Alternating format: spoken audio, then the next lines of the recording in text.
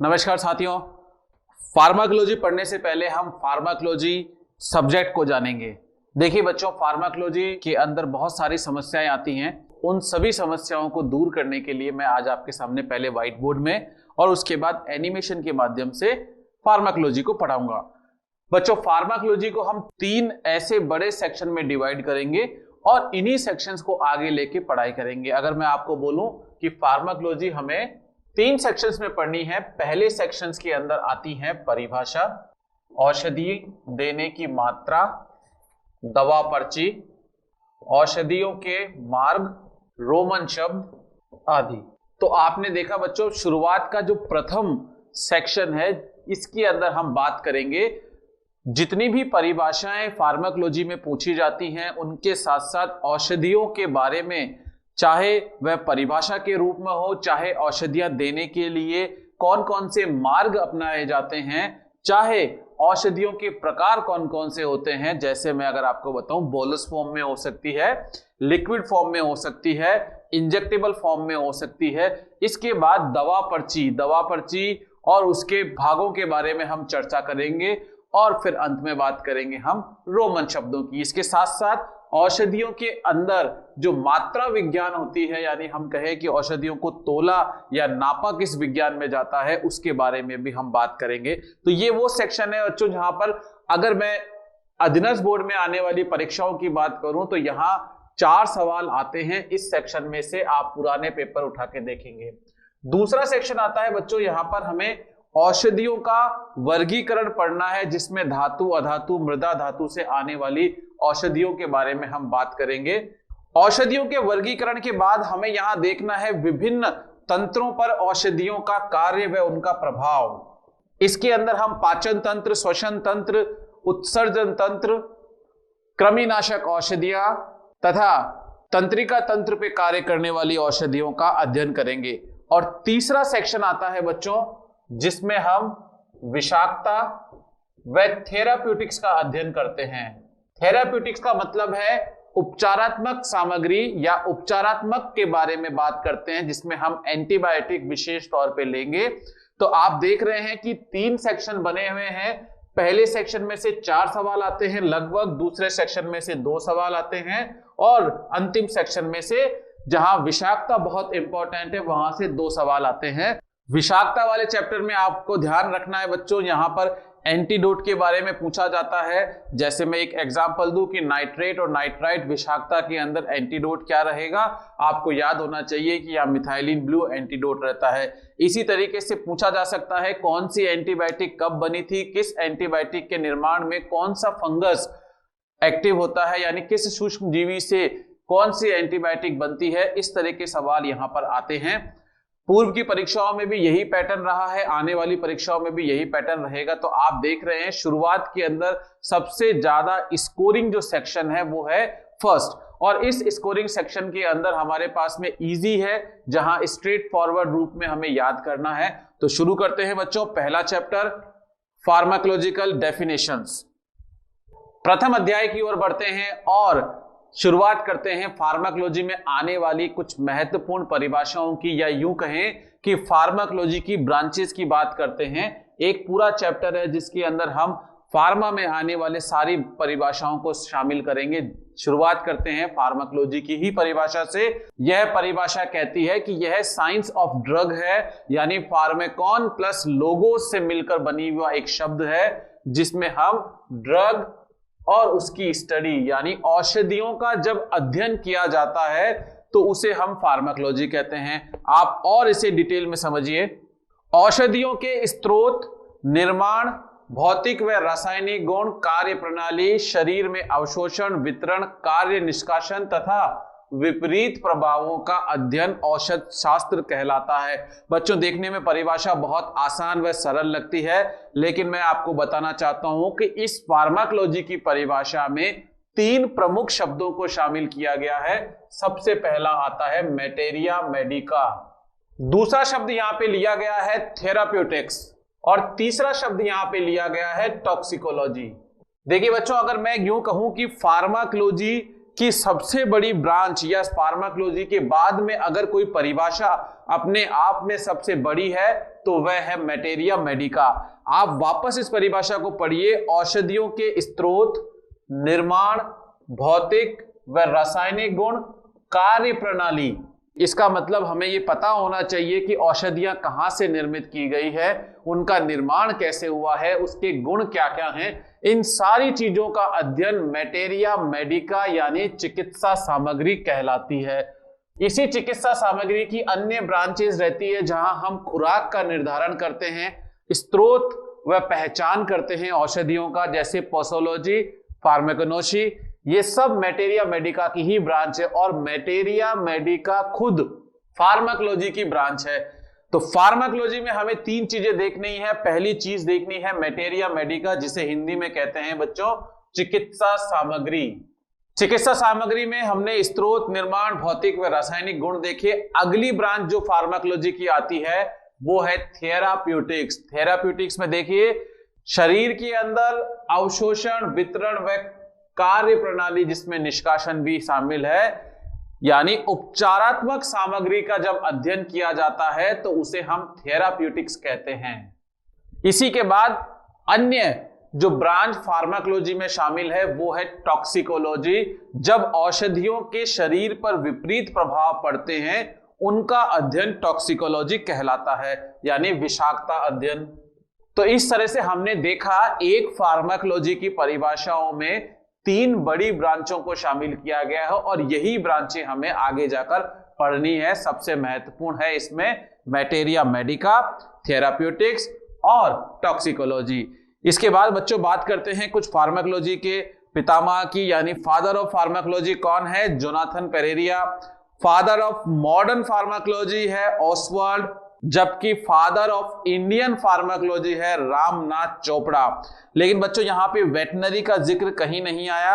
अगर मैं पूछूं कि फादर ऑफ वेटनरी फार्माकोलॉजी कौन है तो वो है मेयर जॉन्स। इन्होंने पहली किताब लिखी थी फार्माकोलॉजी के ऊपर।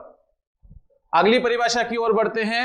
अगली परिभाषा कहती है फार्माकोडायनेमिक्स। देखिए बच्चों शब्दों को अच्छी तरह से समझिए, कोशिश करिएगा और हो सके तो इसे 2 बार सुनने की कोशिश करिए ताकि आपके डाउट्स क्लियर हो। यहां हमने बात करी है फार्मा प्लस डायनेमिक्स। परिभाषा पढ़ता हूं फिर उसके बाद इसको एक्सप्लेन करूंगा। औषधियों का शरीर में कार्य प्रणाली व शरीर पर प्रभाव का अध्ययन, यानी औषधियों द्वारा शरीर पर प्रभाव का अध्ययन फार्माकोडायनेमिक्स कहते हैं। और इसे सरल शब्दों में मैं यूं कहूं कि औषधियों ने शरीर पर जाकर क्या किया? औषधियों ने जब शरीर पर कोई प्रभाव दिखाया तो उसका अध्ययन फार्माकोडायनेमिक्स कहलाते हैं। अगर एग्जाम्पल के साथ में इसको लें तो पैरासीटामोल की गोली जब शरीर में दी जाती है तो वह क्या प्रभाव करती है? आप और हम सब जानते हैं वह बुखार को कम करती है, दर्द सूजन को भी कम करती है। इसका मतलब पैरासीटामोल की गोली लेने से शरीर के अंदर बुखार कम हुआ, ज्वर कम हुआ। इसको हम फार्माकोडायनेमिक्स कहते हैं। अगली परिभाषा देखिए बच्चों फार्माकोकाइनेटिक्स, यानी औषधियों के शारीरिक अवशोषण, वितरण, उपापचय और दवाइयों के उत्सर्जन का अध्ययन, यानी औषधियों पर शरीर के प्रभाव का अध्ययन। शरीर ने औषधियों के साथ क्या किया? अब इसी पैरासीटामोल वाले एग्जाम्पल को आगे बढ़ाइए बच्चों। पैरासीटामोल देने पर बुखार तो कम हो गया, लेकिन शरीर इस पैरासीटामोल को कैसे अवशोषित करता है? सबसे पहले वह स्टमक यानी आमाशय में जाएगी, वहां घुलेगी, उसका अवशोषण होगा।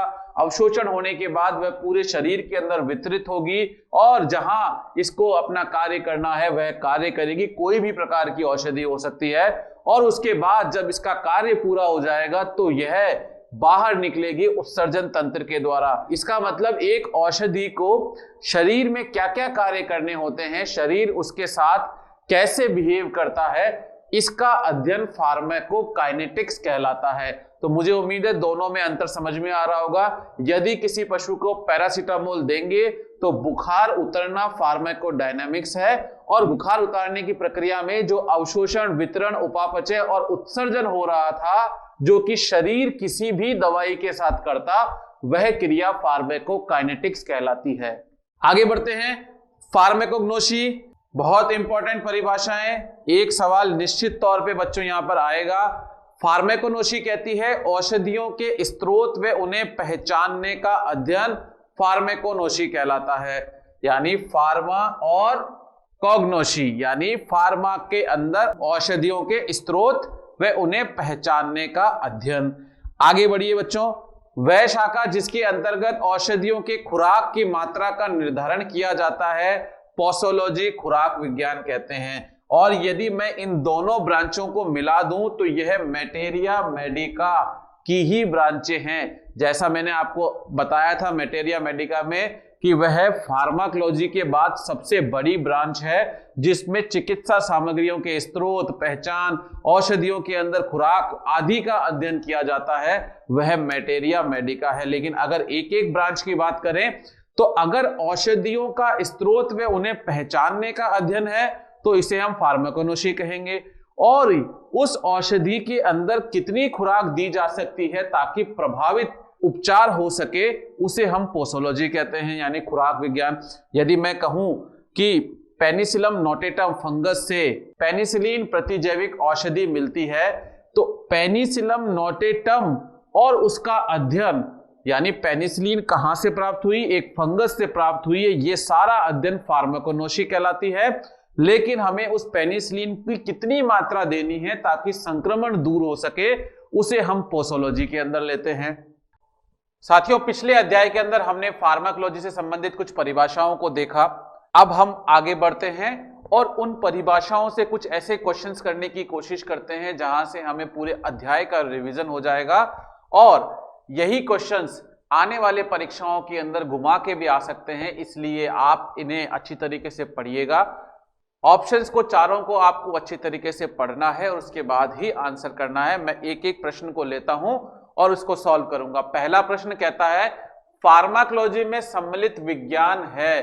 तो आपको याद आ रहा होगा जब मैंने बताया था कि फार्माकोलॉजी की परिभाषा अपने आप में एक बहुत बड़ी परिभाषा है, जहां हम उस चिकित्सा सामग्री का अध्ययन करते हैं, यानी चिकित्सा सामग्री का स्रोत, पहचान, बनाने के तरीके आदि सबका अध्ययन करते हैं। साथ में उस चिकित्सा सामग्री का उपचारात्मक उपयोग का अध्ययन किया जाता है और यदि उपचारात्मक अध्ययन के अलावा कोई शरीर पर हानिकारक प्रभाव उत्पन्न होता है, यानी टॉक्सिकोलॉजी होती है, तो भी उसका अध्ययन करते हैं। इसका मतलब बच्चों यहां पर आंसर जाएगा D, all of the above, यानी उपरोक्त सभी। तो फार्माकोलॉजी अपने आप में एक बड़ी ब्रांच है।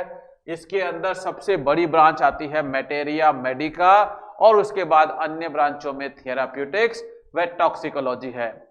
तो बच्चों दूसरे क्वेश्चन की ओर बढ़ते हैं। औषधियों का शरीर में प्रवेश के बाद अवशोषण, वितरण व उत्सर्जन का अध्ययन क्या कहलाता है? देखिए बच्चों, आपको याद है मैंने एग्जाम्पल दिया था पैरासीटामोल का। पैरासीटामोल जब टैबलेट ली जाती है तो पैरासीटामोल शरीर में जाके घुलती है, यानी आप इसे कहें उसका अवशोषण होता है और उसके बाद वह पूरे शरीर के अंदर वितरित होती है और उसके बाद जब उसका कार्य पूरा हो जाता है तो वह उत्सर्जित हो जाती है यूरिन के माध्यम से। अब आपको ध्यान रखना है कि इस क्रिया को क्या कहते हैं, यानी औषधि के साथ पूरे शरीर ने क्या किया, औषधि के साथ शरीर ने क्या किया, क्या कहलाता था बच्चों? फार्माकोकाइनेटिक्स। और यदि औषधि शरीर के साथ कुछ कर रही है तो उसे हम फार्माकोडायनामिक्स कहते थे। याद आ रहा होगा कि पैरासीटामोल ने बुखार उतारा, तो यह क्रिया तो फार्माकोडायनामिक्स हुई। और पैरासीटामोल कितनी देर तक शरीर में रही, उसने कहां कहां किस किस अंग के अंदर वह पहुंची, इस क्रिया को हम फार्माकोकाइनेटिक्स कहते हैं। तो बच्चों विशेष तौर पे इन दोनों परिभाषाओं को आपको याद करना है। 2022 के पेपर में भी ये परिभाषाएं पूछी गई थी। बहुत सिंपल परिभाषाएं हैं जहां पर शब्दों को हेरफेर करके आपको याद करना है, रटना नहीं है। फार्माकोकाइनेटिक्स आएगा इसका आंसर। अगला प्रश्न देखते हैं। चिकित्सा सामग्री का स्रोत, पहचान, इकट्ठा करना, बनाना, मिश्रित करना तथा उपचारित उपयोग का अध्ययन करना। देखो बच्चों अपने आप में एक बड़ी ब्रांच है ये, जहां पर हम किसी भी चिकित्सा सामग्री का स्रोत, आप एक पेनिसिलिन का एग्जांपल ले सकते हैं, स्रोत क्या होगा? Penicillin notatum. इस फंगस को पहचानना, उसे इकट्ठा करना, फिर उसे बनाना और बनाने के बाद मिश्रित करके उपयोग में लेना, इन सब का अध्ययन हम क्या कहता है? देखिए, अगर केवल उसका उपयोग करते, उपचारित उपयोग करते तो हम इसे थेराप्यूटिक कहते। अगर केवल खुराक का अध्ययन करते तो उसे हम पोसोलॉजी कहते हैं, यानी हमें कितने मिलीग्राम तक लेनी है ताकि इंफेक्शन दूर हो। और अगर उसका भार हम लेते, ग्राम, मिलीग्राम, सेंटीग्राम, इन सब के अंदर, तो उसे हम मेट्रोलॉजी कहते हैं। लेकिन इन सब को सब शामिल कर लिया गया, जहां केवल स्रोत नहीं, उसको पहचान, इकट्ठा करना, बनाना, मिश्रित करना, उपचारित उपयोग का अध्ययन करना भी शामिल है। आंसर जाएगा बच्चों इसका चिकित्सा सामग्री, मैटेरिया मेडिका। Very important question.